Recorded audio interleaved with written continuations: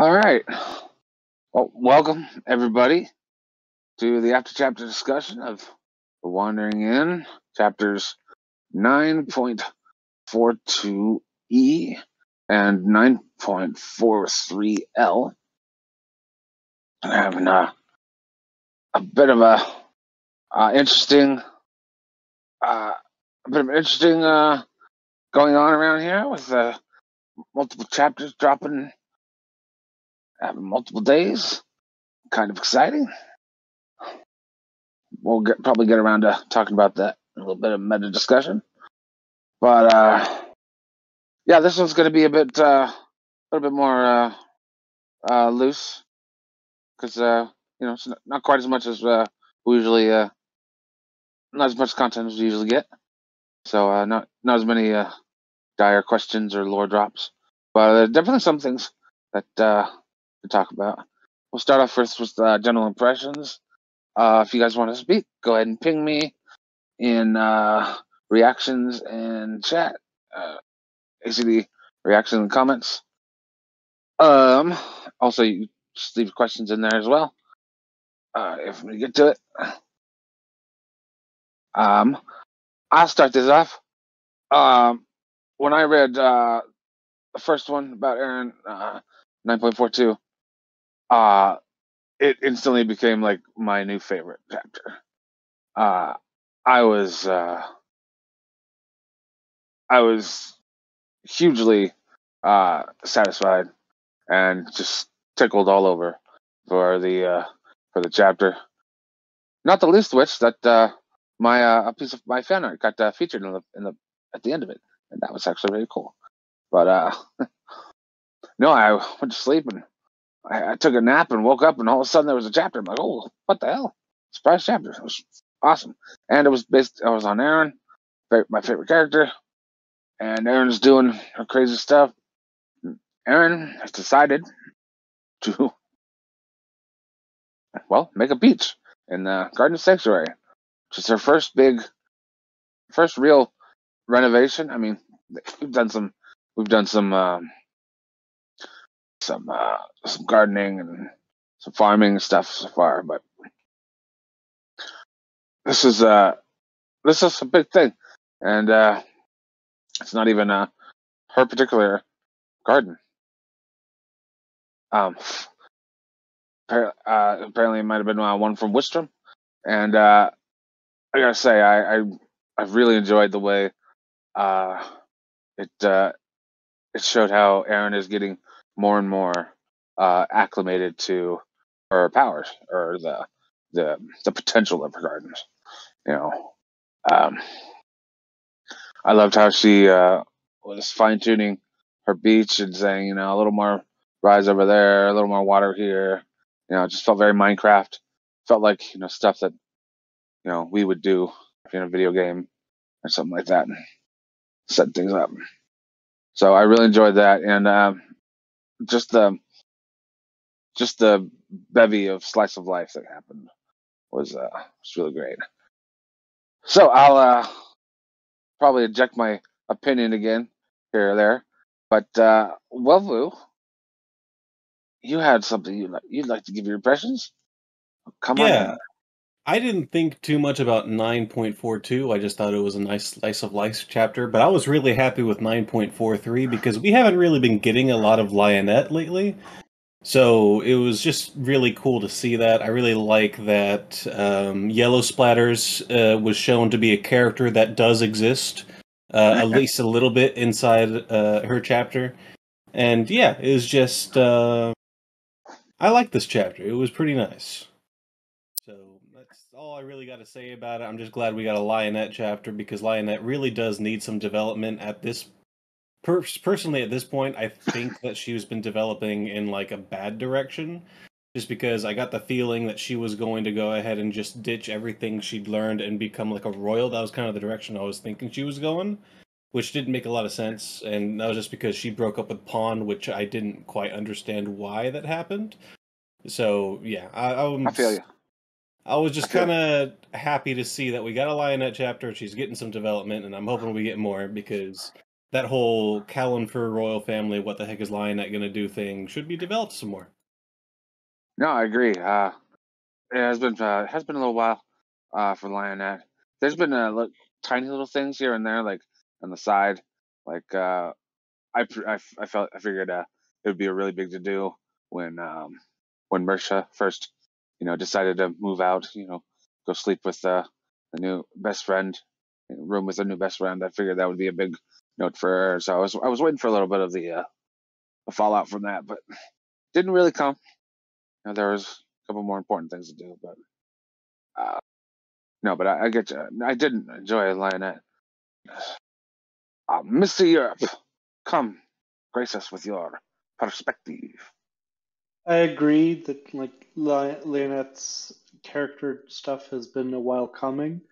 She had some stuff in Oteslia in Volume 8, but since then she hasn't really she's been in the background, and I agree kind of developing in the wrong way with all her worries and basically lack of life, which is very very well brought up here, that she has just been focusing on helping Aaron and being a mother for a while now. We haven't. It feels like, I'm not sure if this was intentional in the story, but that she overcorrected after Aaron died and Mersha got kidnapped and almost died. She just overcorrected after Oteslia with all royal stuff. But I really enjoyed the way her direction went, and I really enjoyed the whole beach party vibe we had going on in these two chapters. And all this stuff, just with the different characters coming together.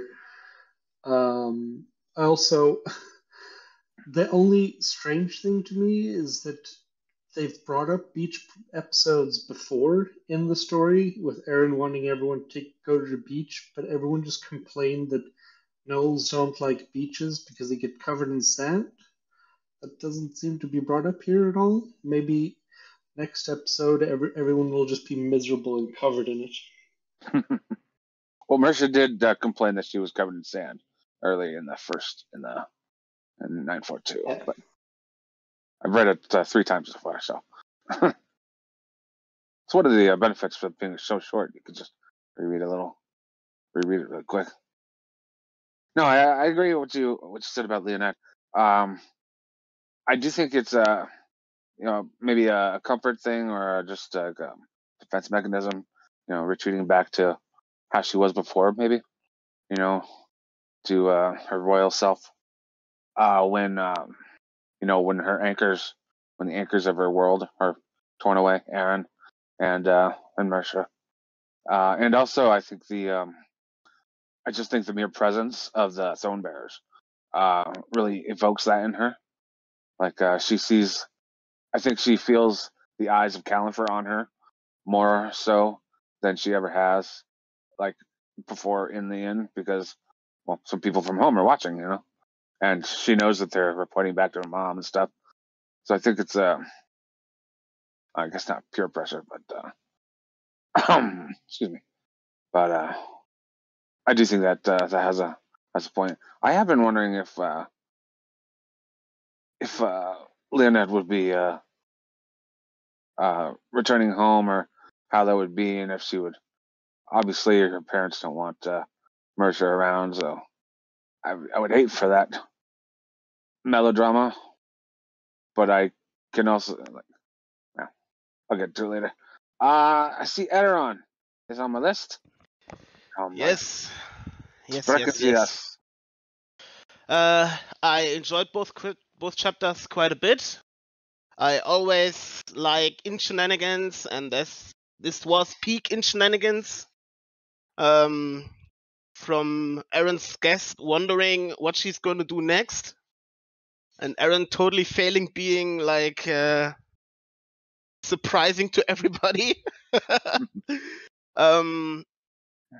To the Lionett chapter, I don't know why, I especially like Chaldian in this chapter. Yeah.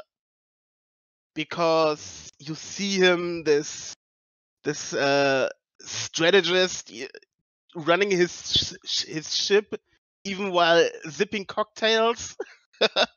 I don't know, throwing around some advice here and there. It was nice. Also a nice setup from, I mean, that somebody is crazy enough to do Lisko Hunted. It was mentioned in the Aaron chapter, and then we saw who was the madman or the mad persons who actually did it, and it just makes perfect sense that Bethel is the crazy one doing it. Poor Thomas. Poor Thomas. Grimalkin must be the densest character ever. Actually, I'm sorry. Also nice to get something there. And Pirate said that she wanted to focus a bit more on relationships this chapter. And Aaron counting all the couples. Maybe soon we got her get finally a love interest for her. It feels like she's starting to feel, I don't know, an impetus to try to. She's like, I need, I don't want to get graphic in here, but at the end of the chapter, people doing stuff at night. Like, I'm just turning this off. Click. Yeah. Nope. All right. Yeah. I like the chapter. Me too. Mr. Europe says, Grimalkin isn't dense. Just has terrible self-esteem when it comes to romance. I have to agree. I was very surprised, Mr. Europe, and you can go ahead and join us again on Speaky Talk if you want. But I was very surprised to learn that Grimalkin has a low opinion of his physical form and potential romantic prospects because of his muscle building. That is that's very surprising. Just someone who comes off so confident in so many things. Does anybody have anything? Oh, go ahead. Did you ask me to talk? Yes, please. I mean, I've thought of two reasons why this might be. Hmm? The first is that he, despite his appearance, he is a giant nerd. That might true. be the reason for this. And the second reason is that we've gotten hints of in the past that maybe his low self-esteem comes from the fact that he actually has particularly tiny testicles. I'm not gonna. No, wait, what? I won't. No. Cock contains small nuts. What? It's been hinted this whole time. I think that would. I'd be disappointed if that's the reason. Funny as it is. I just found it actually almost a little charming that this very confident person who leaps around. I mean, we watched him, leap around Liskor, lift a gigantic, weight above his head, showcasing his power. But it's really interesting to think like he does feel he doesn't live up to it in some ways, and I wonder if that also has something to do with being Percival taught, not being Wistrom. I'm sure he has that that pride in being from Siebel and being Drake Dodd and all that. But at the same time, it's still not Wistrom standard, And he didn't beat Archmage Fair in a duel, He didn't. I mean, he saved Palas, but he didn't fully take care of the wyverns, or he didn't. He wasn't able to do much of anything against Belivier. I think he's been shown up in recent chapters, and it is also interesting to think that that he doesn't, or that he might see himself as a freak in a way, even after becoming this, Adonis. We think is an Adonis, but he just doesn't believe it himself. And maybe that was one of his his driving impetus, in starting bodybuilding, to become. Maybe he was like no less someone, a shy guy, or maybe not, if his attitude didn't change. But it's quite interesting. Let's see. SLS, as I was surprised Leonette was level 28. I thought she would at least be 29, half expecting to be 31. Though I do now think she'll hit 30 after Aaron shows her Markin statue and tells a story, maybe bestowing a legacy. That's interesting. Yeah, Leonette hasn't leveled up much since her Tesla is that's really too bad. But yeah, wow, she really had. Yeah, that's right. Aaron hasn't shown Leonette the statues. I remember I recently reread the whole volume, and there was a kind of an emphasis that Leonette has not been up on the hill yet. So yeah, that will be interesting when she sees Markin and maybe learns what Markin was really about. Kineas says we probably need some lightness and character and interaction and development if we have soon the winter solstice and the end of the volume big crisis. And it was pretty enjoyable. Also, these kind of chapters might help Pirate rest a bit. I agree. Resting is a good thing for Pirate. But also, I agree with the impending doom of the solstice. Just suspended above our heads. What was it said? Ryoka only had 4 panic attacks in the last 2 days. Yeah, doing all right. Let's see. Bookcase says, in agreement to Grimalkin isn't dense. Yeah, agreed. He's just a muscle nerd who thinks he doesn't look attractive. Sad. That's true. Nobody says Palace doesn't like muscles and therefore is a terrible city, and has been agreed to by Mr. Kermit. Bookcase responded to the Leonette being level 28, saying, "Yeah, we haven't seen her level since early volume 8, at least not on screen." I believe that's true. And Bookcase also replied to Mr. Nobody's Palace comment that I bet it was that they liked his muscles, the ones who did approach him, but they weren't interested in him for his smarts. Everyone wanted the muscle, not the mage. Sad puppet. That's also a good point. Oh, he doesn't want to be objectified. Huh. Yeah, that could be a good point. I think Lady Pride is a bit objectifying.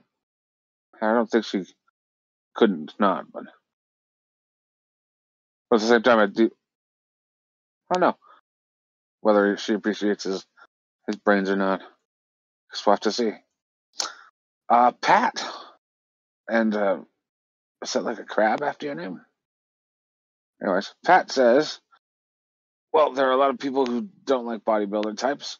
I think the typical ideal, at least in America, is slimmer. That's true. There are some who find it intimidating or even a bit unattractive. So it's no, who couldn't find Grimalkin charming? It's very sad.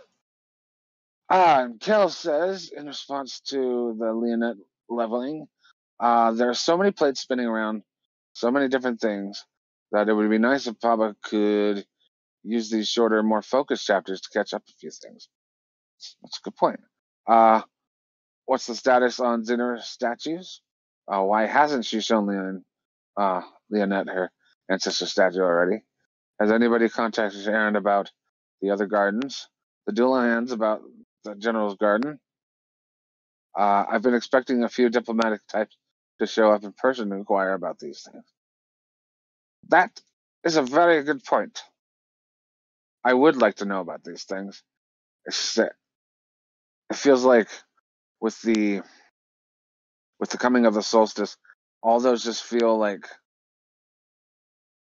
I don't know. It's like it's good. It's just around the corner, guys. It's just around the corner. It's gonna be here, and then it's just gonna hit the fan. It's just around the corner.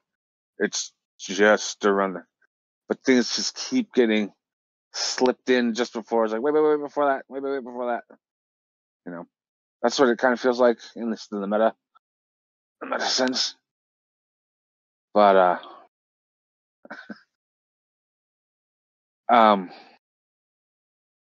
sorry, I saw someone writing in the thing and made me laugh. Let's see. Corresponds. I still want to know if anyone's actually told Tyrion that Aaron was the girl with the flag at the siege. I don't think he remembers that. I hope he does. I would really like if not a heart-to-heart, I would like a serious a face-to-face with Aaron and Tyrion. We know that Tyrion didn't remember or didn't recognize Aaron from that because he was never close enough to actually see her face. But we know now that Ryoka knows, and we know that at least one of his kids know. That's true. Because Nanette pointed it out to Heathen. Yeah, I'm not sure. I still don't know if he knows. It's true. We do not know yet. Let's see here. Kel, did you want to give us any of your impressions before you go, or should we move on to some questions? You can move on to questions. I don't think I have anything to add that other people haven't already added. So I did mention somewhere that, and I was lying because I do have a couple of things. I did come away with a little bit with the first speech chapter. It's harder to keep track actually once when there's multiple chapters coming out. With the there's Aaron one and there's a Leonette one. Yeah. No, more the Aaron one. I did sort of come away with the feeling that the Wandering Inn, or at least certain aspects of it, are not as dissimilar from the Haven as Aaron would like to think, because it felt a lot like it's catering to the rich and wealthy and powerful, and the poor people can just stand outside and stare wistfully through the windows at their betters having fun. I don't know if I felt that personally. Counter to Erin and kind of what she stands for. No, I totally get your point, but it felt like a family thing. At least the first one, has to deal with dealing with the aftermath of the nights and the battle. I think it's only been a few days. Sort of, Wavu, but we've got nobles turning up, we've got Chaldean and his guards turning up, we've got still friends with the end. We've got all the people from Wistrinks turning up, we've got Grav and all of his minions turning up. We don't have a lot of, and yeah, Pat just made the point. But Aaron normally sort of makes a point of including people that could really use a reprieve. And I felt like we had some obvious things with Gary being right there, and she was so proud of him for what he did for the people in need that visited his stall. And then we never see anything come of that. But this feels like something that would have been really perfect for that. And the same sort of with Lissam and he's got that whole program that takes care of the less fortunate or the people in need. And that feels like something that Kershaya could have nudged him about and been like, that would move you up a few ranks in her book if you do want to get on her better side. That you have this, that you've done this for years, long before she got here. Like, that would bump her up. Yeah. And these are things that, like, get left behind a lot because they're small things, but I feel like in Erin's view, these would normally be more important to her. Like, I know she's got the solstice and she has to be super worried and on top of and focused on that. But, like, if she has time to throw a beach party for a whole lot of randos, she could have gotten some poor randos in there. That's true. I think I personally disagree at this time. Just like, it's the first day, first opening weekend. Let friends and family come in first. Let the ones who show up, as a couple of the others saying in the chat. Her friends tend to be high level people who tend to be rich and powerful. That's true. But I don't know. I didn't feel that way. I didn't feel that way personally. But I can totally understand where you're coming from, and I do hope that Aaron will eventually just open a door to on the outside of the inn and just enter into the beach, free admission. But there's a matter of space. Only about, not everybody can approach, and it seems like everybody wanted to be in there, especially during the winter. But there's definitely going to have to allocate some kind of times for the less influential to show up. I do agree with that, and I do think that's totally something that Aaron would do if Gary mentioned to it or Krishia brought up Lism's thing. So yeah, I do think that's an idea. I'm just gonna read this out. Bookcase says, "Oh, I am very, very excited to see more vampire stuff, especially since Kalfa finally visited the inn, which felt like parents visiting their kids at a college dorm." That's true. Wavu says, "I got the impression it was a matter of who Aaron's friend, not who had money. That's how I felt." Wavu. Booker says, "Norman and Jewel with some claps in between." Sorry, my hands were full at the time. I couldn't do it. Pat, yeah, says, "Yeah, but a lot of time Aaron's friends are." Thank you. Their friends are synonymous with high-level people who tend to be powerful. True. Bookcase says, "I hope Lauren and Jewel get their beach night." Oh, that's what you meant by that. Okay. Alrighty then. Claps take on a different meaning. Lism should bring his orphans to the beach with Mercer for Sooth, and I think better Lism for not using his orphans as a bargaining chip. That's a good point. Nobody says, that really feels like it wouldn't have belonged there. Bookcase says, winter's still pretty long. They can have more beach parties later. Mercy for Sooth. And Bookcase says, I didn't mean that type of clapping. Okay. Komato says, there was definitely a sense of private spectacle of an event rather than a totally public everyone can join in of the affairs that the inn usually hosts. The chapter does seem to start with an air of exclusivity that is usually not focused on for inn events. Usually feels like if you pass a certain threshold of accepting the personhoods of others, you're granted access to the inn as a whole. I don't know about it being a class thing, but a note of exclusivity here. I get the Haven comparison. I do get the Haven comparison. Plus, it was stated outright. Paul, that's very Lars Olivia Aaron, denying entry. I do personally enjoy Aaron's little feud with Imani because she just feels he doesn't live up to it. I think it's funny that she doesn't, and I'm glad that Imani and Paul don't really, aren't taking like offense by it, and they're, but I have enjoyed that aspect of it as well. Let's see. We have a few questions here. Well, let's move on to this one. Nanette and Heathen, Pride and Grimalkin,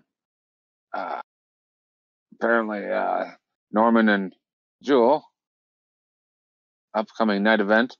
Love is in the air is the culmination of the daily chapters going to be Mating Rituals 3.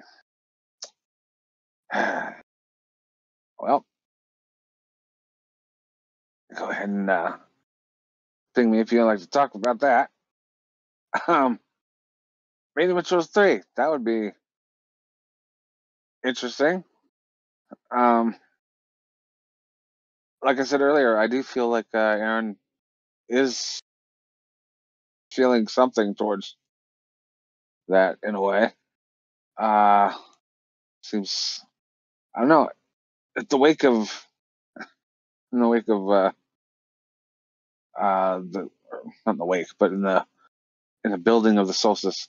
I don't know if that's the right time, but oh, good, Mr. Europe, please come say. Yeah, I wrote this question mostly as a joke, but I do like how we're like the romance stories are kind of resurfacing and like being put in the kind of in the spotlight for this. I feel especially with the escalation soon, and I'm assuming the whole Jalakwa seems to be like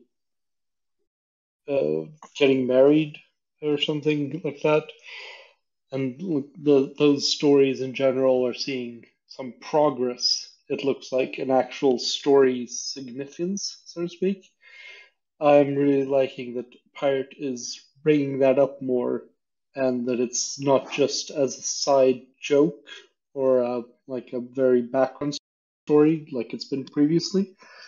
And I do wonder if Erin is ever going to get back to that section as well, as she did a bit in the beginning of the volume.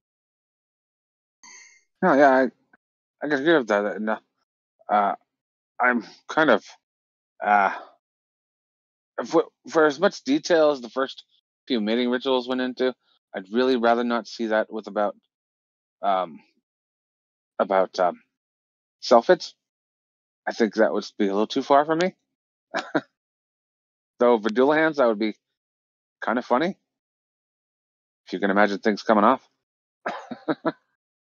But You could just read the Imani Pelt section. or that one. Yeah. There was also something I noticed, and I'm not sure if anyone else picked up on it. There was quite a bit of the whole "we need more attractive people" at the end, and there's Liska always trying to look out for hot chicks because she's just 20 on main a lot. But what I noticed when Sir Cest showed up, and Thomas and Bethel got there, that Sir Cest seemed to notice Sir Thomas the way that Dame Usher was looking at him, and I was wondering if anyone else had noticed that Sir Cest may be maybe on that that side of the tracks. I guess I hadn't picked that up. It seems we're finally differentiating the throne bearers a little bit more. I mean, Lormel now is quite easily distinguished with his one arm, and we know he has his family at home. Dollymont was easily the most recognizable. Usher, but before this, Usher, Lormel, and Cest had just kind of been, just the throne bearers to me, at least. But now I'm finding them more. I can tell more about their opinion or about their personalities and stuff. And I don't know what Tarandria's stance on homosexuality is, but it seems like Sir Cest at least took an interest in Sir Thomas. Maybe it was just a muscle thing, but maybe not. And so I found that a little more interesting. Let's see. Kel says Steve showed up, and Aaron Steve ship immediately launched dozens of times. I don't know, Steve. Sorry. Okay, says Sir Sexty appreciates a good set of abs. That's Phyllis a Beck's holder. Oh, Seve. Okay. Yes. Okay. Cool. Mr. Europe says, okay, you'd like to respond to the Sesta. Yes.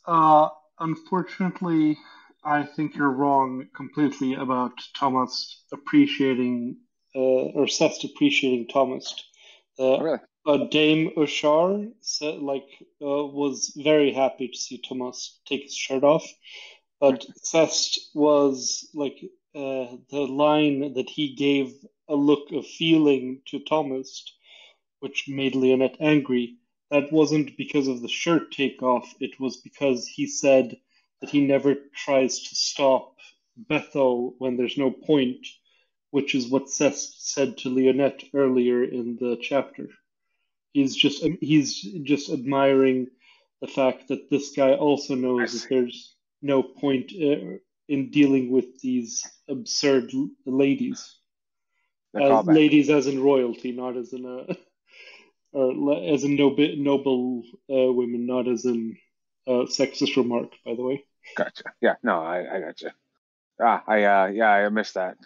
I thought it was, I gave Thomas a look of feeling. Yeah, I see. Oh, that was that was a tangent that need not go I'm by. sad about it too. Pat says, commiserating. Okay, says, jealousy, feelings, jealousy. Kamado says, yeah, commiserating with the feeling, or feeling of having to deal with Leonette when she wants to do something and can't be stopped, which is why Leonette handed him. Yes, that's good. I did like the suggest, why didn't you stop me? And it just harkens back instantly to Mersha. It's like, Mom, why didn't you tell me to stop? When she gets into something as well. So I really appreciated that. You can tell. I guess that's where Mersha got it from, or just a kid, really. And we really forget that Leonette is only 19, 18. She's still ridiculously young, and she's portrayed as older, I think, but I don't know. She's ever since Mercer showed, she's been acting older than her age, but she's still a child. Literal child woman, says Bookcase, an actual teenager. Alrighty. Well, now that I know who Steve is, let's talk about Steve. What do you think? Will Seve be joining the Inn family or a permanent Inn friend? He has been seen staying at the inn for a week, which is really cool. I appreciated that. And he's letting his friends out. His Eric, and I hope the whale stays put for a while. But what are all your feelings about Seve and his recency at the inn, and whether or not he's sticking around?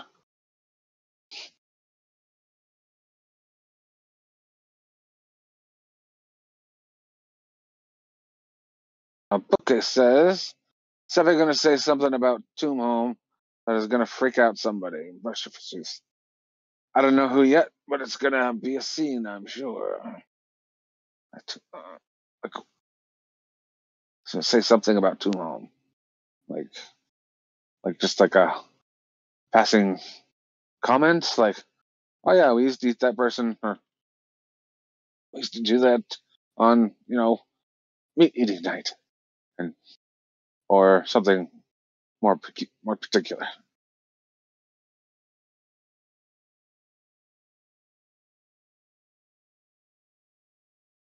So, like repeating his big speech he gave to the lizard folk. That lizard folk. I see. Let's see. Kel says, I do want to know what Aaron knows about Atelios Salish, that she reacted so calmly. That is a good point. She was on Jandor quite a bit while in the Deadlands, and there was some old people there, and she definitely learned something. Booker says, are the merchants in NF? Nuri's fallen.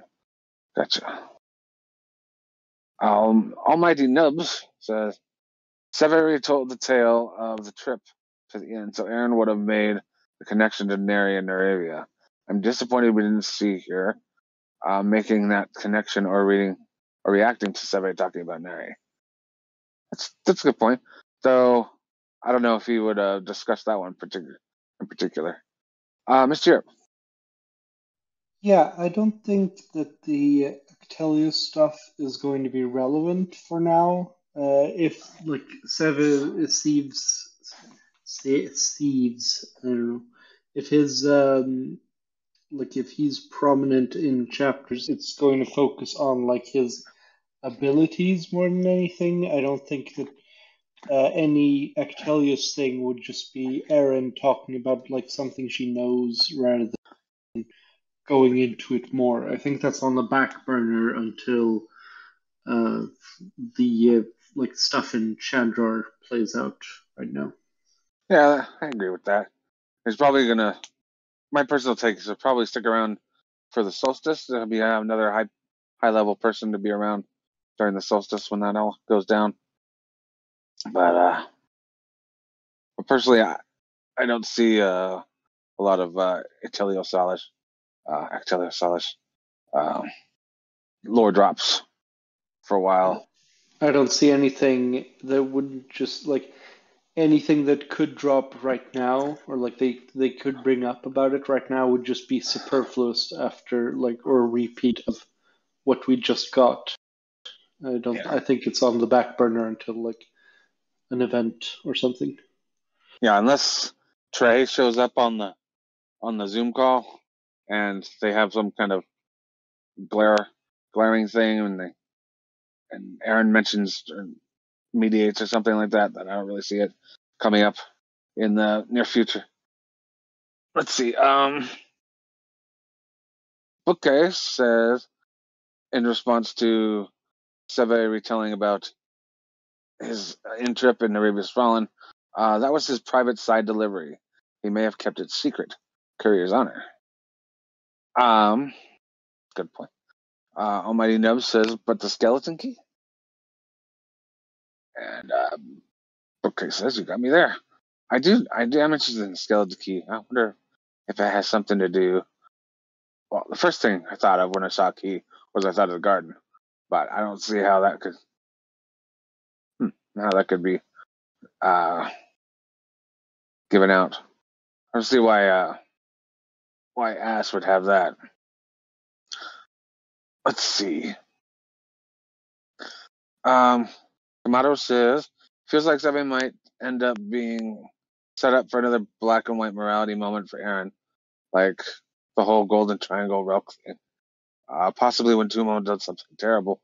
Maybe this time it will showcase Aaron's growth on this front. Interesting point. Pat says he doesn't have to mention their names, just that he ran into a weird couple that gave the key from them. It's impossible to tell how specific he was. Very true. And he said it's a skeleton key. It opens locked doors. True. Kel says I don't think so. Steve explained every single detail that we got. He would likely have glossed over things and mostly mentioned by name only people everyone would know, Cognodile, Davin, and the like, but not just some random couple in Palas. And Pat just said that. Indeed, it happens.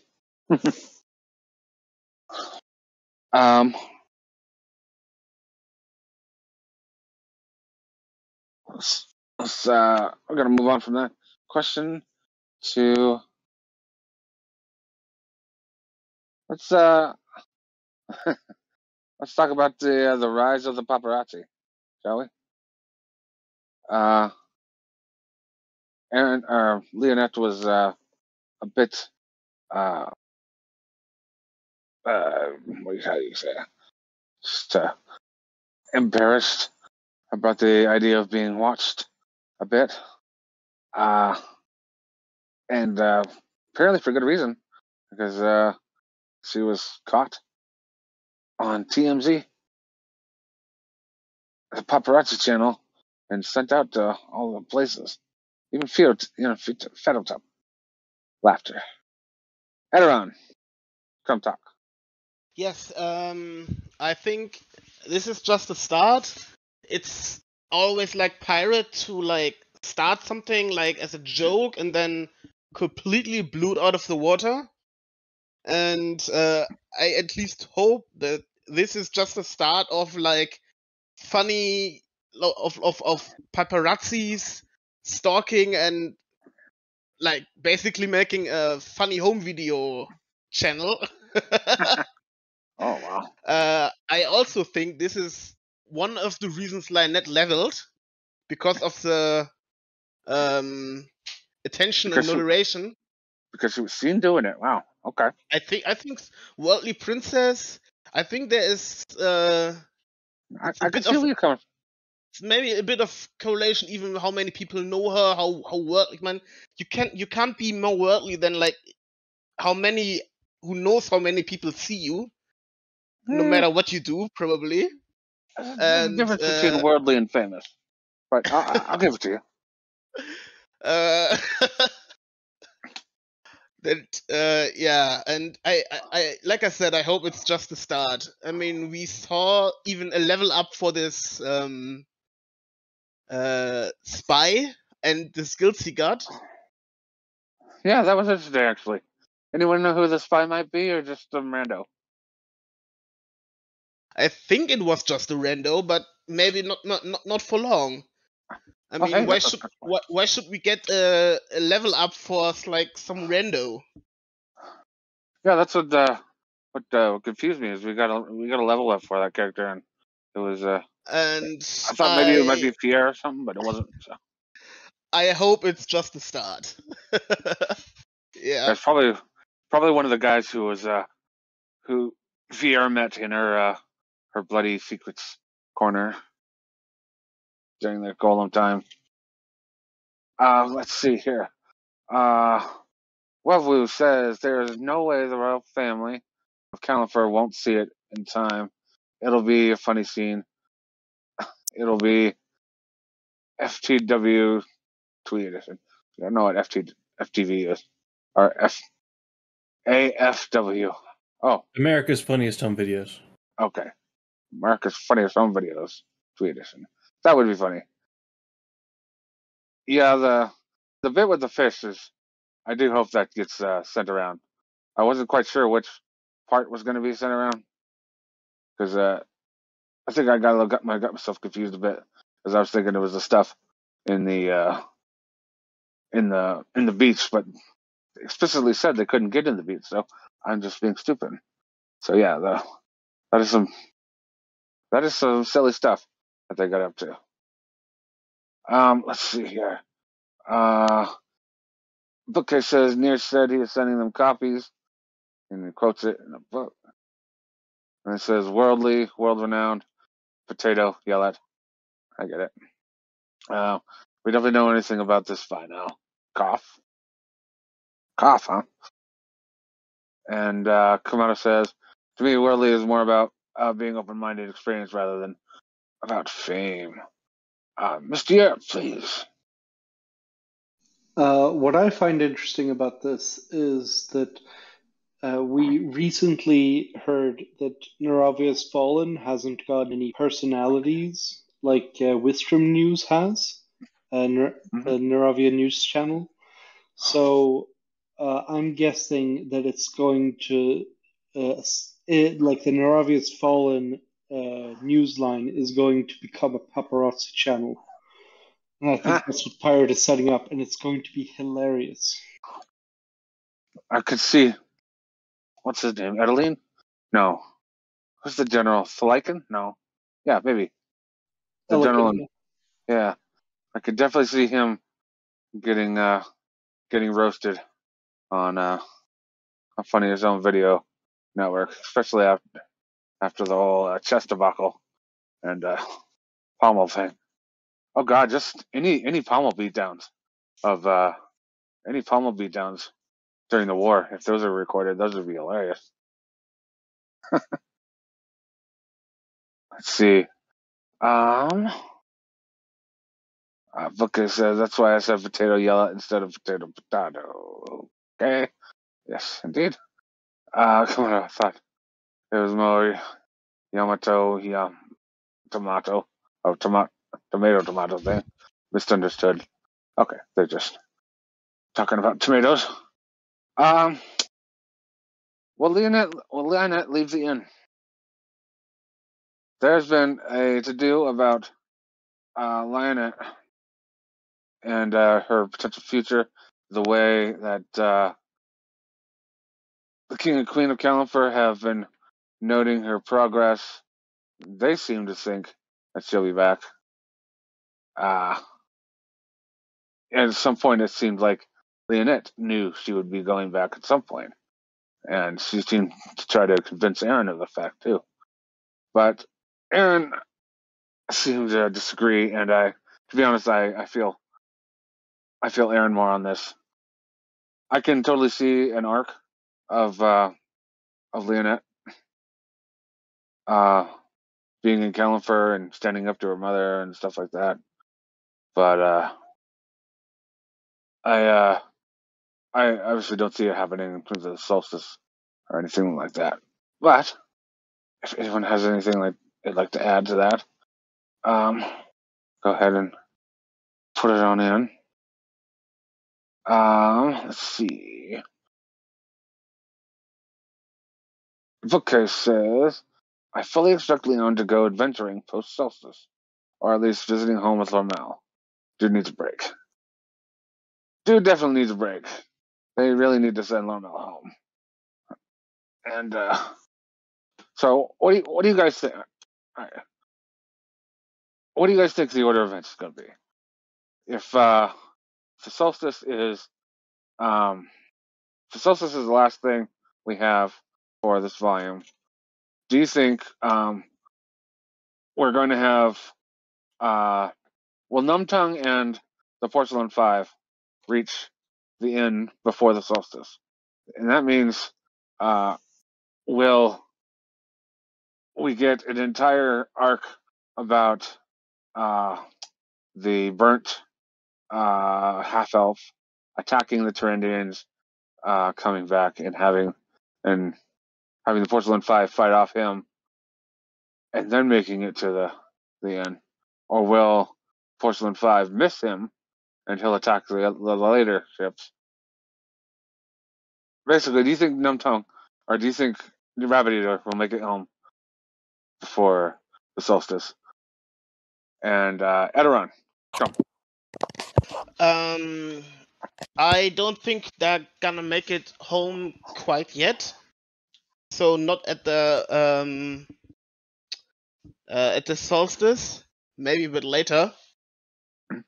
But I also think, to your question, if Lionette will leave the inn, I think that it's gonna be a whole volume, or even maybe even a whole volume, or a huge part, or a huge arc that Lionette will return to Kalimfur, probably with Mersha in hand, and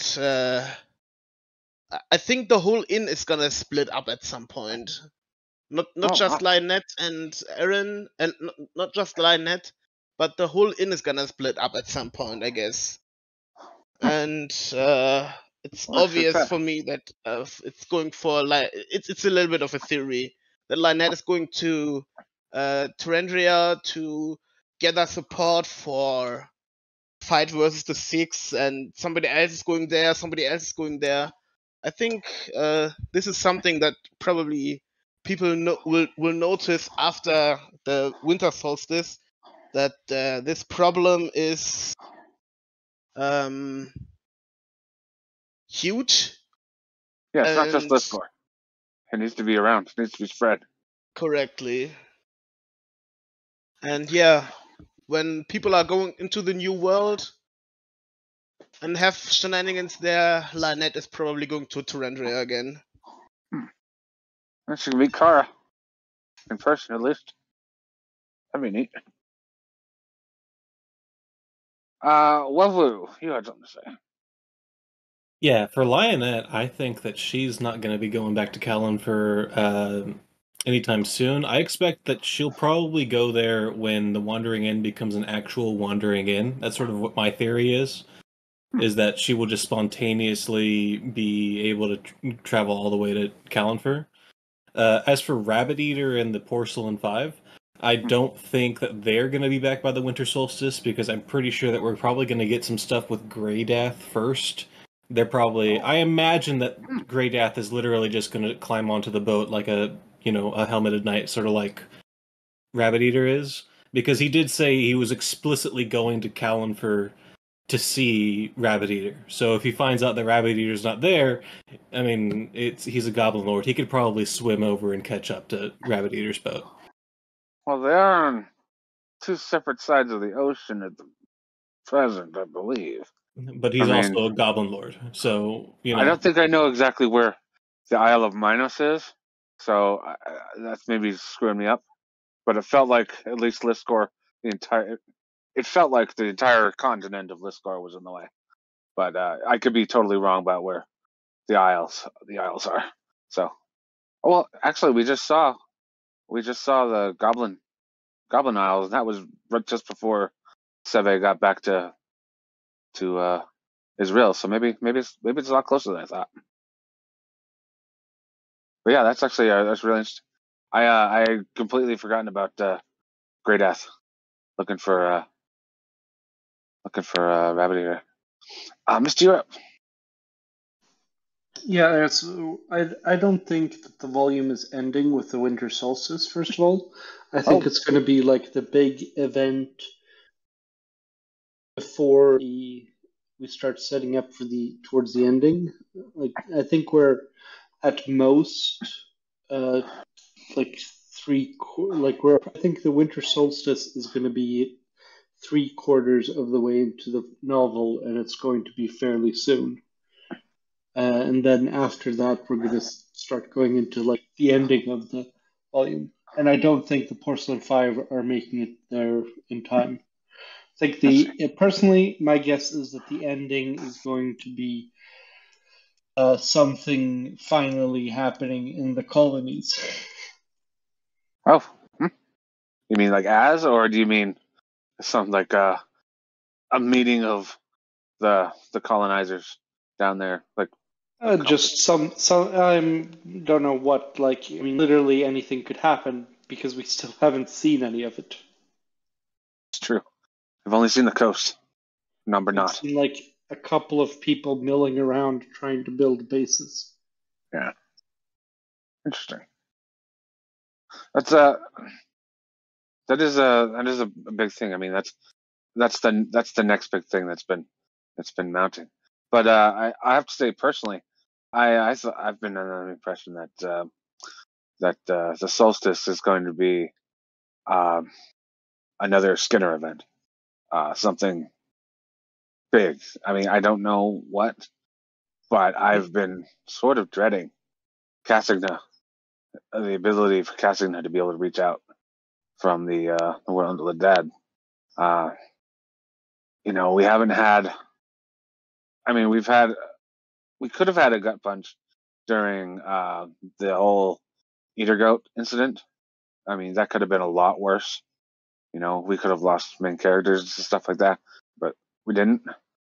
But I've been waiting for the season 9 gut punch, and maybe that was supposed to be the Blood Feast Raiders attack. But I don't know, that while as horrific as that was, in concept.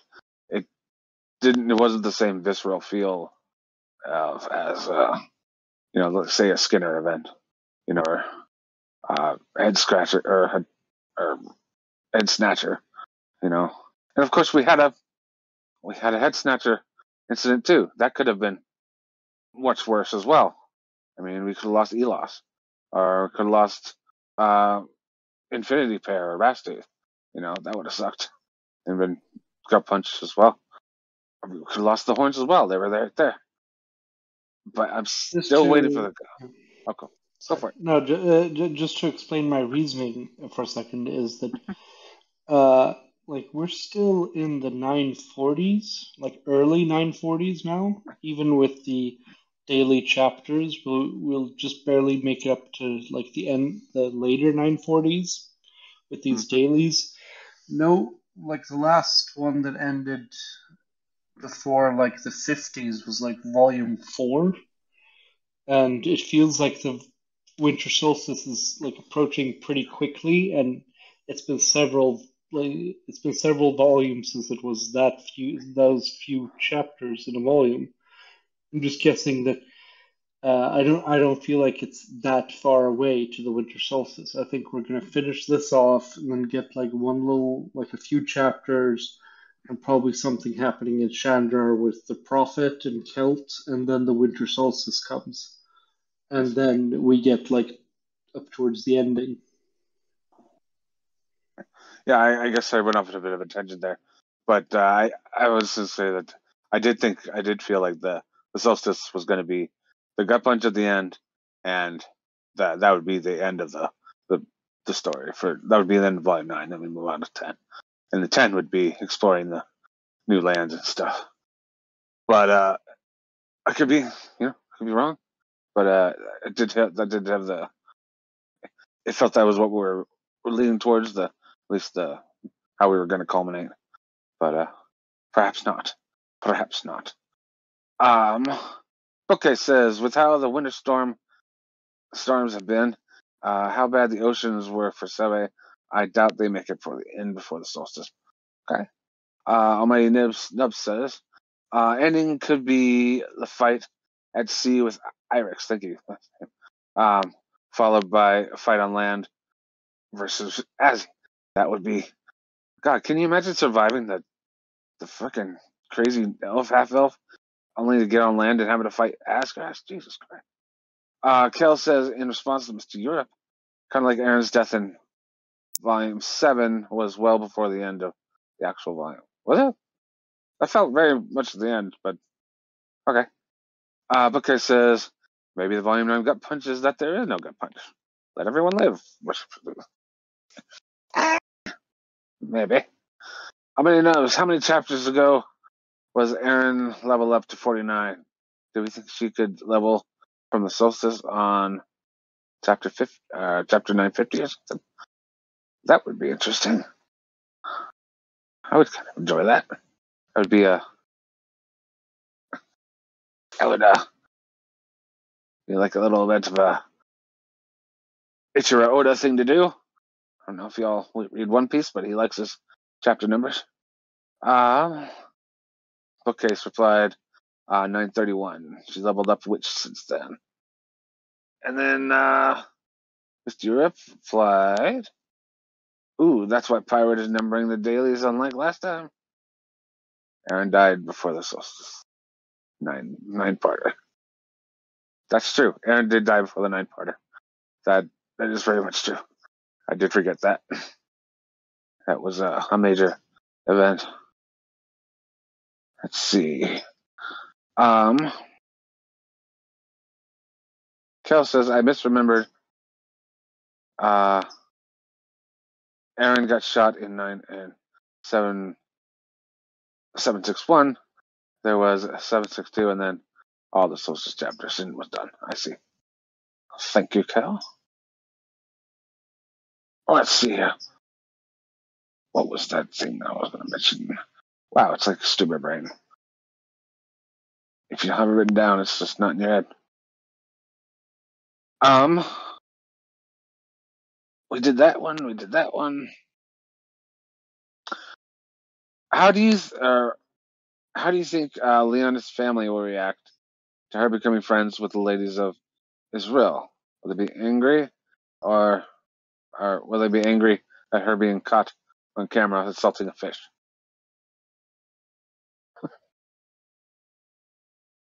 We've got some typing going on.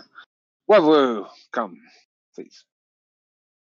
Well, ever since the Newlands thing, I've always thought that Lionette's main purpose in the story would probably shift over to being a diplomat for Calenfer, because she is a worldly princess, so it just makes sense to me that she would go ahead and move in that direction where she's just expanding on her ability to be worldly and know how to treat people. She knows how to entreat with gnolls and drakes and that kind of stuff.